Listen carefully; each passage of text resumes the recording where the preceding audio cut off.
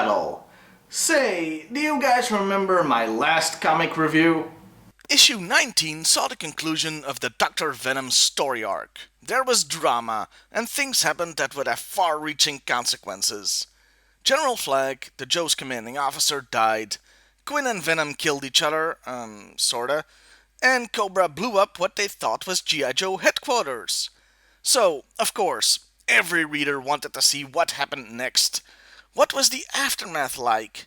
What was the fallout? And where did Blood take the Baroness? And I bet all of you would like to know too, right? Well, screw you, says the comic. Yeah, issue 20 has absolutely nothing whatsoever to do with what happened in the previous issue.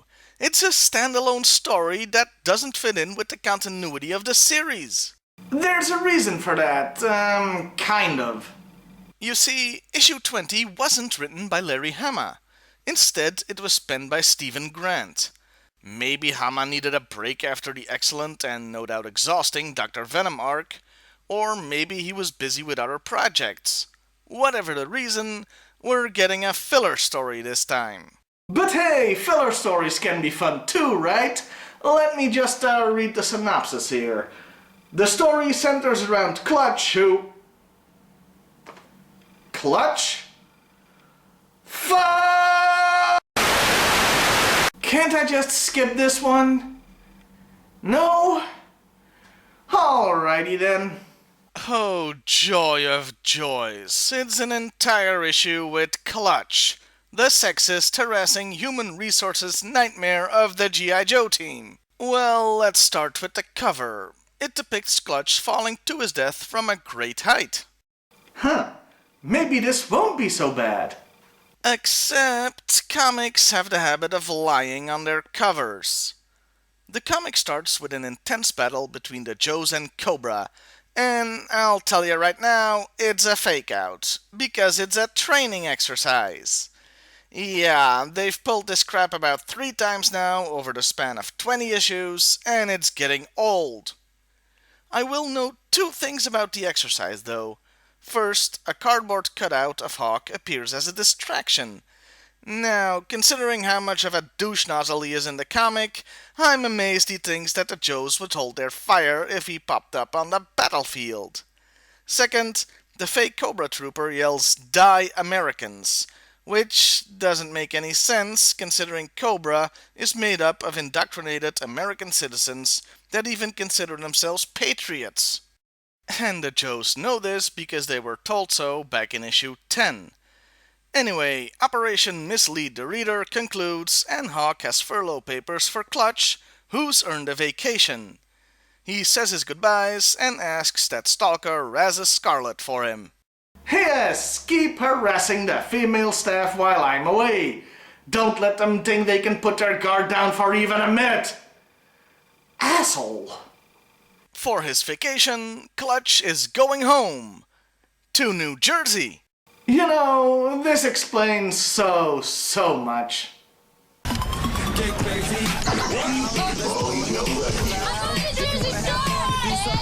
Alright, we got a situation. It's so rare in fiction that you finally understand the complete reasons why a character is the way he is. And here we go. So, Clutch is walking on a bridge and is almost run over by a racing car. I say almost because, heaven forbid, this comic does something to cheer me up. And it turns out the guy driving is his old pal from childhood, Billy Klein. Yeah, they just happened to run into each other. How very convenient for the plot. Klein was a hoodlum as a kid, much like Clutch I imagine, but he straightened out and is now the head of a motor company. Not to mention a husband and a father. He puts Clutch up at a small apartment he has in the company building. Clutch gets suspicious pretty fast though, because there seems to be a lot of security, and he overhears a strange phone call. So he decides to go investigating. He immediately finds a Cobra trooper. Cobra!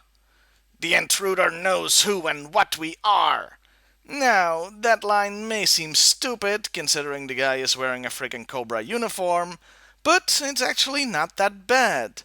You see, Cobra is still top secret, so it is surprising for them that a random guy would know about them, especially since the Cobra emblem is missing from their getup.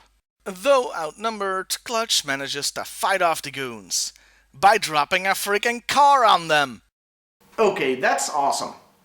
And he quickly finds their secret lair, so he sneaks in, because they somehow didn't hear the gunfire or the goddamn car falling. He confronts his former friend and then promptly turns his back on him. Yeah, he turns his back on the guy who, is working for his mortal enemies now. Hey, Clutch, maybe you wanna rethink that? No? Okay then. So, to absolutely nobody's amazement, the guy knocks him out cold. Clutch awakens strung up, and we get an explanation as to what the hell is going on.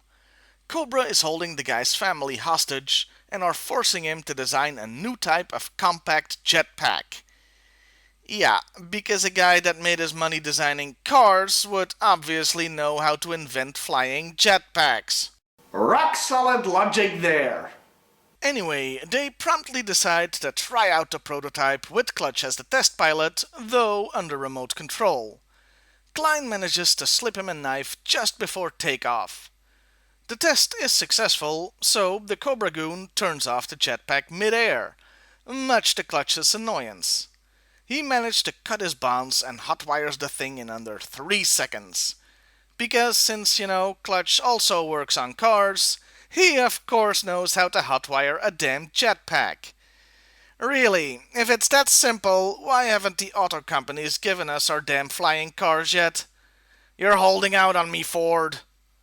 Also, why the hell would the Cobra guy just let the prototype fall from such a great height? Don't they kinda need that thing? 'Cause I'm pretty sure it would be smashed into pieces and covered in Clutch brand red paste. But Clutch survives and heads for his old high school to visit his old chop teacher, saying he needs a favor. The comic doesn't actually show you the favor being done, but it had to go something like this.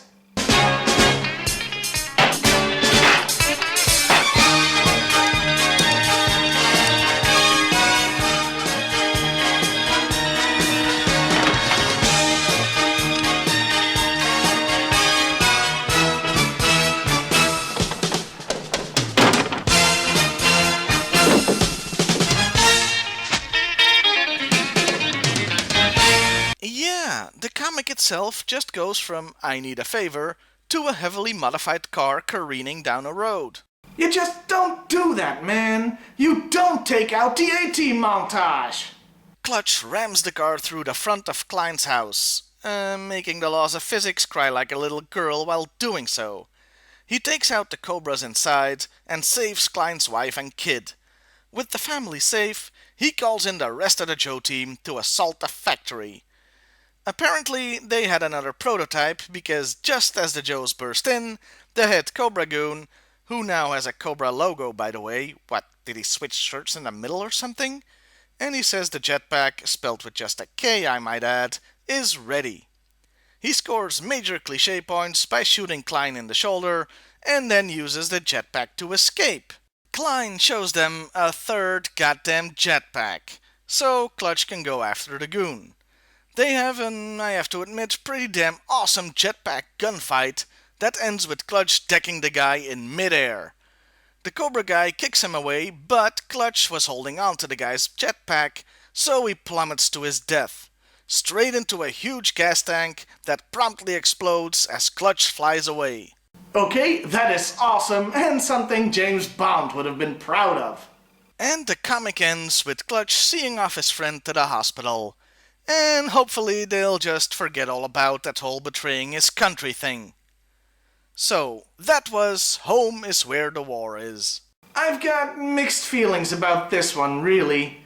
As a standalone story, it's actually pretty good. It just came at the wrong time. It really had no business happening right after the intense Doctor Venom story arc, with everybody wondering what happens next. By the way, the next issue also didn't advance that plot. You may recall that will be issue 21, An issue I've already reviewed, the silent one of the best ever in the series. I'm gonna have to admit here that I'm not being really objective when it comes to this issue, since it centers around Clutch, and I really hate his comic portrayal.